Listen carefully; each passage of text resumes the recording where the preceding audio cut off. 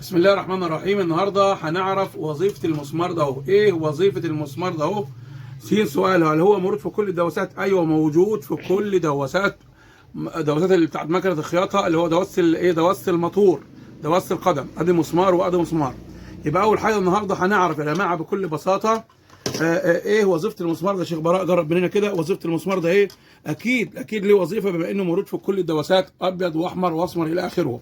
ده الجزء الاولاني من كلامنا. الجزء الثاني، هل في فرق بين الدواس الاسمر او الاحمر او كلام من ده؟ لا، الدواسات كلها واحد يا جماعه، كلها واحد. هنعرف النهارده ان شاء الله.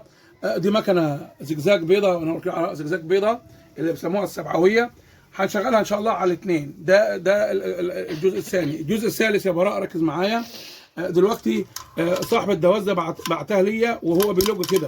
لو الحاله دي هنفتحوها ونشوف الدواس في ايه بالظبط. تمام. طيب نيجي دلوقتي يا شيخ براء مع بعض كده بفضل الله. براء معايا. وظيفه المسمار ده هو ايه؟ وظيفه المسمار ده هو في دواس القدم، دواس الموتور، ان احنا كل ما عليناه، كل ما طولناه، كل ما هنطوله هيعمل سلنسيمه على المكنه. يعني كل ما عليناه كل ما يوطي سرعه المكنه. العلاقه عكسيه. كل ما هنعلوه يا شيخ براء، كل ما نعلوه كل ما يوطي سرعه المكنه. طب وكل ما نوطوه كده اهوت، كل ما هنوطوه يا جماعه ربنا يبارك فيكم، كل ما ونوطوه هو يعلي سرعه المكنه. هنعمل تجربه عمليه دلوقتي ونصلي على رسول الله صلى الله عليه وسلم ونبدا. ركز كده يا براء. نوصل موتورنا اهو بفضل الله اهو في القوس بتاعه، وهنوصل الفيشه بتاعتي في بتاع الكهرباء عندنا هنا ربنا يبارك فيكم. وهنبدا يا شيخ براء نتابع مع بعض على ارض الواقع وظيفه المسمار اهو. بصوا معايا كده. طبعا انا هنشيل من هنا حته قماشه خالص وهنقطع الخيط عشان يبقى في عندي حريه حركه ان شاء الله. كده بصوا معايا يا جماعه، كده المسمار مربوط. يبقى كده لما ندوس انا بفضل الله المكنه هتبقى على اخر سرعتها اهو يا براء. اهي على اخر سرعتها اهي. المكنه كده على اخر سرعتها. ما تخليش الامواج يا براء اهو. طيب يبقى كده ليه؟ لان دي قفلت على اخر اهي. طيب ولو طولنا المسمار ده هو، لو طولنا المسمار ده يا جماعه يبقى المكنه هتبقى هاديه معايا. وانت على حسب حالك بقى، والله على حسب رجليك. طولنا اهوت يبقى هنا المكنه عمرها ما هتبقى زي الاول. بصوا شايفين المكنه سرعتها بطيئه. ليه؟ لان احنا طولنا المسمار. يبقى ولو طولنا كمان شويه يا شيخ براء، بصوا معايا هنطول اهو. كده يا براء ماشي الاثنين مع بعض اهو. شايفين يا جماعه؟ شايفين اهو. ولو طولنا كمان شويه هو جرب ينجلع. لو طولنا كمان شويه اهو ما فيش خالص، فصل. فصل كده، فصل الحركه اهو فصل الحركه اهو. هنحاول بقى تاني نعيد نصاب تاني كده اهو. بصوا كده انا دايس على اخر ما عندي. وكل ما هنطول كل ما هنقصره هو يطول السرعه. علاقه عكسيه اهو بفضل اهو.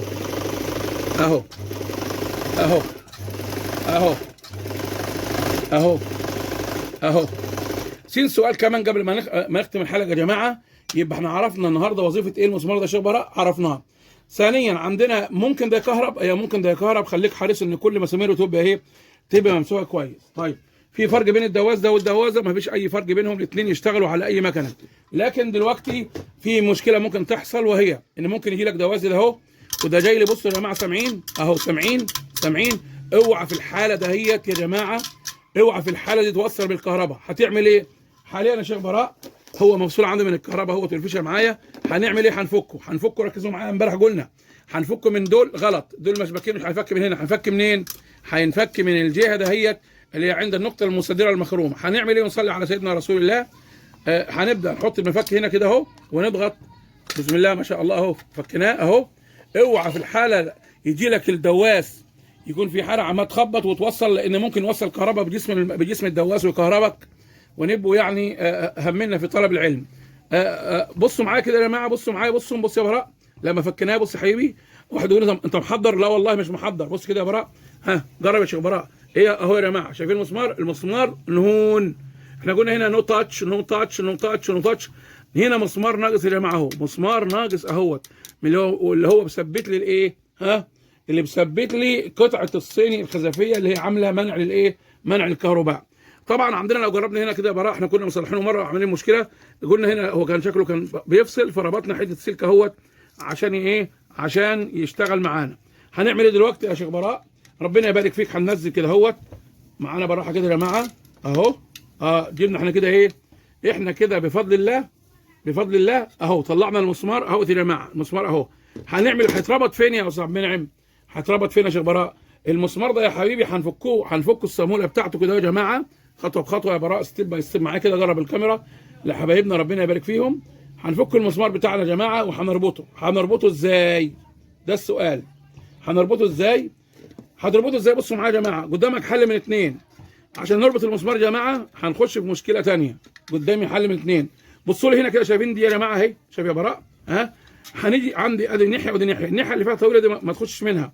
هنيجي من الناحيه دي يا شيخ براء كده اهو، بصوا كده اهو، وهنحاول نطلع دي بفضل الله اهو. طلعنا دي يا شيخ براء اهو، طلعناها. ده كله عشان نركب المسمار. وانا هرتدي النظاره بتاعتي يا شيخ براء عشان احاول. بصوا له على شكل الايه؟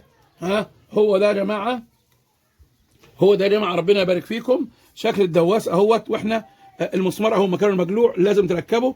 هيخش من هنا كده اهوت، وبعدين هيخش من هنا، تكون انت محضر له الصاموله بتاعته كده يا جماعه. ربنا يبارك فيكم. هتحاول تثبت الصاموله بايديك، ما تيأس، اصبر، والعجله من الشيطان. هنثبت الصاموله ونحاول انا بالمفك الصليب لو موجود اهو. بنربط يا شيخ براء اهو. بنربط بفضل الله يا جماعه كده اهو. انا كده بفضل الله ثبت المسمار اللي كان مجلوع. خطوات التركيب هنعمل ايه تاني؟ هنركب ازاي يا شيخ براء؟ هنركب ازاي؟ هنجيب الغطا بتاعنا اهو.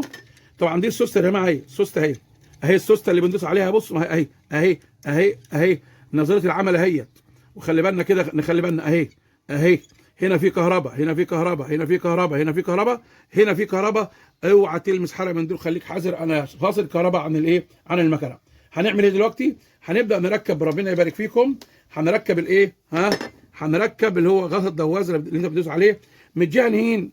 هاتها من الجهه الكبيره اللي هي في الشمال دي بالراحه كده، واضغط كده اهو. وهنروح على الجهه الثانيه يا جماعه اهم معايا. هنحاول كده من الجهه دي، ما جاتش معايا من الجهه ديت. هنشوف معايا يا جماعه الجهه الثانيه كده. ربنا يبارك فيكم. هنحاول تاني اهو بنضغط كده معايا، ونحاول ندخل هنا كده يا جماعه. ربنا يبارك فيكم. واصبر شويه يا جماعه الحاج اهو كده. احنا بفضل الله يا جماعه ركبنا الدواس بتاعنا اهوت. فاضل عندنا تجربه هنسمي الله. وهل يا ترى هيشتغل دلوقتي؟ هنشوف الدنيا اخبارها ايه. هل هيشتغل على المكنه؟ خلاص احنا الوقت اسف يا شيخ براء. الوقت اسف. هنجربه كده، هنجرب بس معلش الموتور ده لحبايبنا على القناه.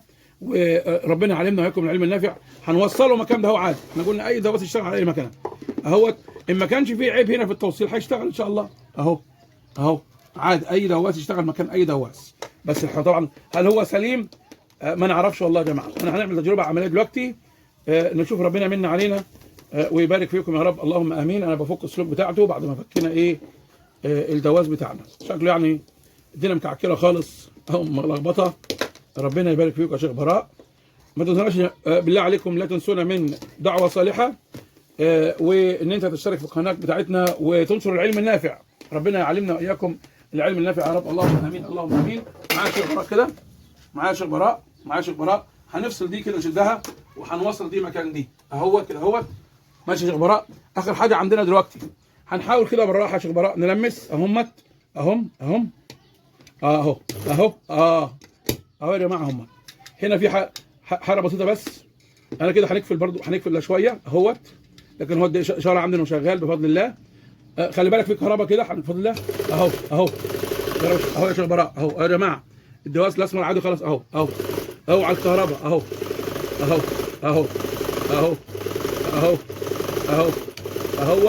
احنا النهارده ربنا يبارك فيكم يا شيخ براء كان معاكم اخوكم عبد المنعم النويشي. عرفنا يعني ايه وظيفه المسمار اللي هو موجود، وعرفنا بسرعه ازاي نفك الموتور ونركبه. لا تنسوني من صالح الدعاء ودعوه صالحه والاشتراك في القناه. جزاكم الله كل خير. النويشي قماش ومقص.